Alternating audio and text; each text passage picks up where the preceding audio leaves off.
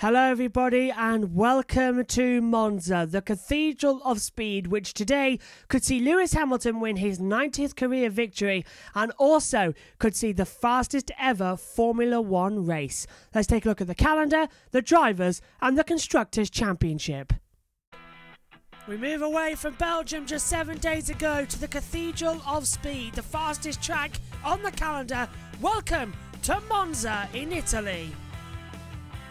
It's our next step on the calendar. After this, it's the Ferrari's 1000th Grand Prix before we head off to Russia, and then starts the Grand Prix running with the Eiffel Grand Prix and the Emilia-Romagna Grand Prix coming up, as well as the Portuguese Grand Prix. Watch out for that one. Following back, we will then have the Turkish Grand Prix, 2 races in Bahrain, 1 on the outer circuit, and rounding out the season, of course, in Abu Dhabi. In terms of the Drivers' Championship, Lewis Hamilton leads the way for Max Verstappen and Valtteri Bottas. It seems to be a 3-way fight in the championship. The battle in the midfield is heating up, with Ocon rounding out the top 10. On the second page, it's still Carlos Sainz, Gasly, Vettel, Hülkenberg still. No points on the board. Raikkonen, Latifi, Russell or Grosjean. In the Constructors' Championship, Mercedes lead the way, 264 points. The battle to be third between McLaren, Racing Point and Ferrari, with Renault joining the battle. Haas on 1 point, Williams still to score points coming into one of the fastest tracks of the season.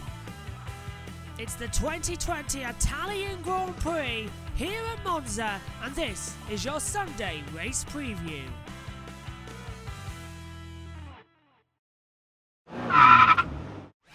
Let's take a look around Monza, the Cathedral of Speed. 11 turns, 5.793 kilometres, 3.599 miles. Only 2 chicanes separate one of the fastest circuits in the world. It's important to start the lap well, get a very good exit out of the last corner of the Parabolica, open up the DRS across the control line and start the lap. 8th gear, flat out max, as you hurtle down towards the first gear braking zone of the Rettifilo. Hard on the brakes all the way down into first gear.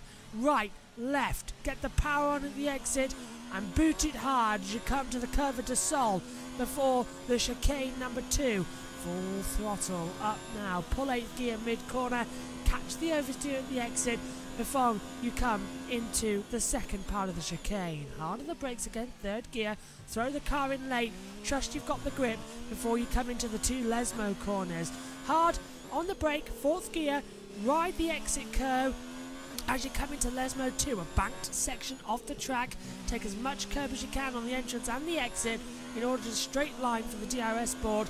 Coming under the old section now, the old banking part of the 1960s track before you come into Ascari. One of the fastest segments, of course. Flip the car, 5th gear, full power now as you head down the back straightaway towards the Parabolica once again. 1:21.046 is the lap record for this track, set by Kimi Raikkonen.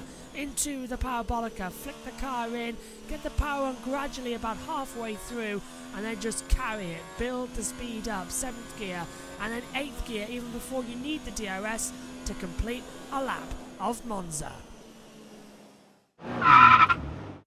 Hello everybody, welcome to the Sunday race preview for the Italian Grand Prix from our UK indoor studio. And we start off with 2 very big bits of news breaking this morning. The first is that Renault F1 team is going to be renamed the Alpine Formula One team from the 2021 season, when Esteban Ocon and Fernando Alonso will be their driver lineup. Announced this morning after announcing the return of 2-time Formula One World Champion Fernando Alonso for 2021 in July. Renault committed to Formula One until at least 2025 under last month's agreement with the new Concorde agreement that we talked about a couple of months ago.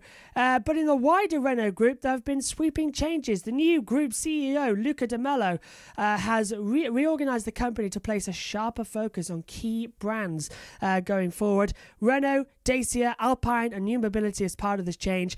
And Renault F1 boss Cyril Abiteboul has been tasked with helping to elevate the Alpine brand, which is currently produces the A11 sports cars that race also in the European and International World Endurance Championships for Le Mans, and they're racing in the LMP2 categories at the moment.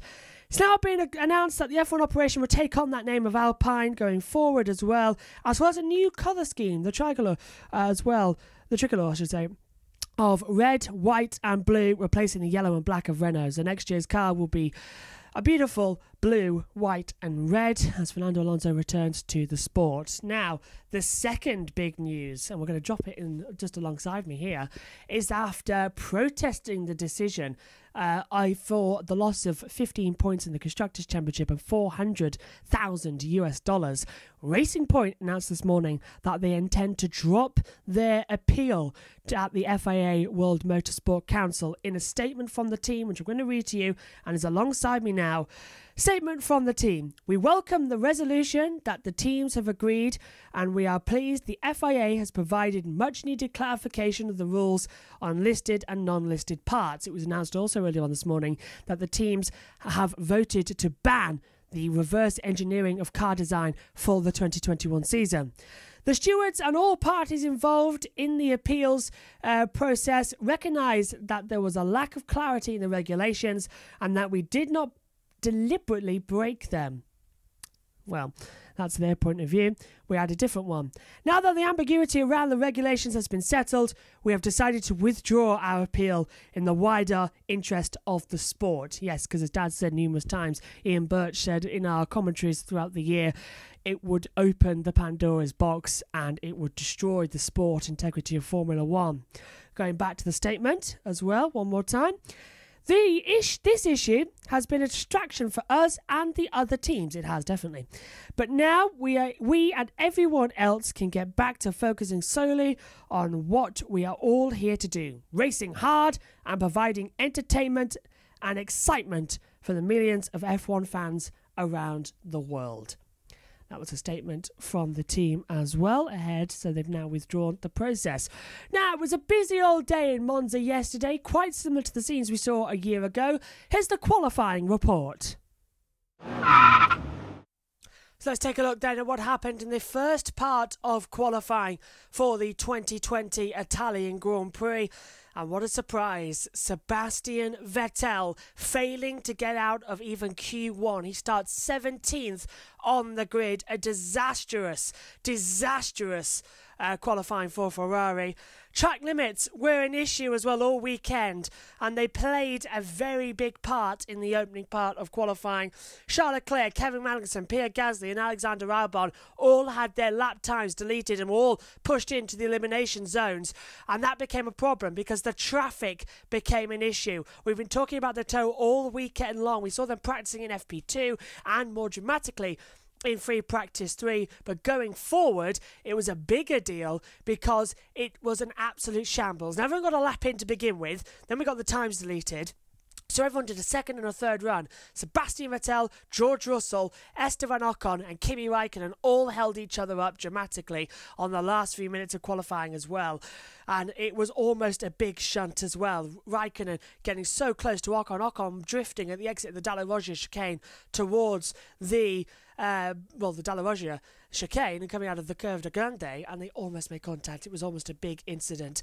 Mercedes qualified first and second. Bottas and Hamilton in Q1, both on the medium compound tyres as well. That is going to be interesting going forward as well, but eliminated as well in the first session. We get Romain Grosjean, Sebastian Vettel, Antonio Giovinazzi, George Russell and Nicolas Latifi, all because they were holding each other up and they went out in that train. A very dramatic, almost race-like first part of qualifying.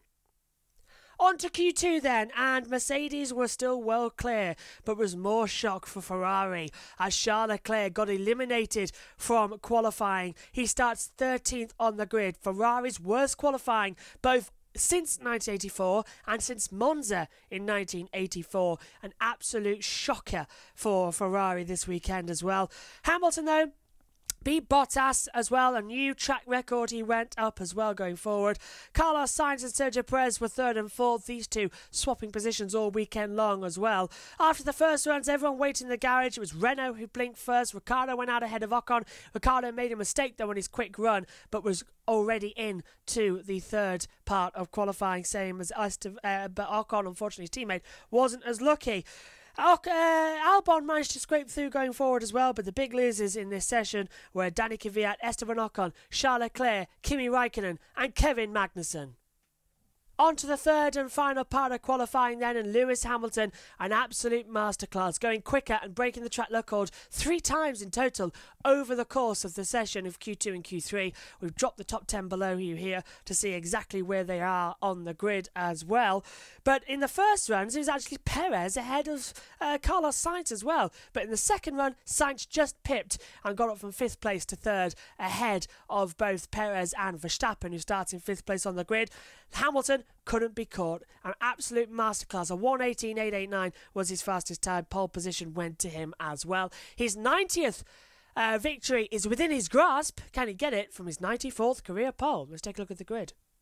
Here's the grid then for the Grand Prix of Italia. Lewis Hamilton on pole position on the first row for the 94th time, going after his 90th victory. Alongside him on the first row, his teammate Valtteri Bottas, who crucially has the inside line down towards the Rettifilo. Behind them on row 2, Carlos Sainz and Sergio Perez. Row 3, Max Verstappen alongside Lando Norris. Row 4 sees Danny Ricciardo and Lance Stroll. Alex Albon and Pierre Gasly round out the top 10 on row 5. The 6th row sees Danny Kvyat alongside Esteban Ocon. Then Charles Leclerc and Kimi Raikkonen on row 7. Row 8, an all-Haas affair with Kevin Magnussen ahead of Romain Grosjean. Sebastian Vettel, when was the last time you can remember him starting on the 9th row of the grid? He's alongside Antonio Giovinazzi. And in Williams' last Grand Prix run by the Williams team, the Williams family name, they're last on the grid on row 10. 19th for George Russell, and Nicholas Latifi starts in 20th. It's going to be a great race going forward. An exciting grid then coming up for the 2020 Italian Grand Prix. So, the pit stop strategy, well, it seems to be a one-stopper is going to be the fastest run. They're going to pit around lap 25 if you started on the softs to go to the mediums, but if you started on the mediums to go to the hards, lap 35 out of the 53 laps as well. It's going to be an interesting point of view as to who's going to pit first. It's going to be a one-stopper though. We could also be on for the fastest ever lap. If the clock is below 1 minute 14, well, sorry, 1 hour 14 minutes, we will have the fastest ever Grand Prix in Formula 1 history. Now, Ian Birch is about to join me in the commentary box as well, so we will be back later on for the Sunday race review for the Italian Grand Prix. Wednesday, you can catch qualifying and race radio highlights from our commentaries in the Grand Review podcast, as well as we look back at the entire weekend. And a reminder that we are live all next weekend for the Tuscany Grand Prix for Ferrari celebrating their 1000th Grand Prix. More on that later on in the day in the Sunday race review. Top 3 prediction, well, it's going to be hard to see the 2 Mercedes off. The battle for third is going to be interesting between McLaren, Racing Point and Red Bull as well. And watch those Ferraris. Have they got the race pace to fight back? Can they even score points as all 6 of the Ferrari engines are outside of the top 10? It's going to be an interesting race. Join us later. From us all here, bye for now.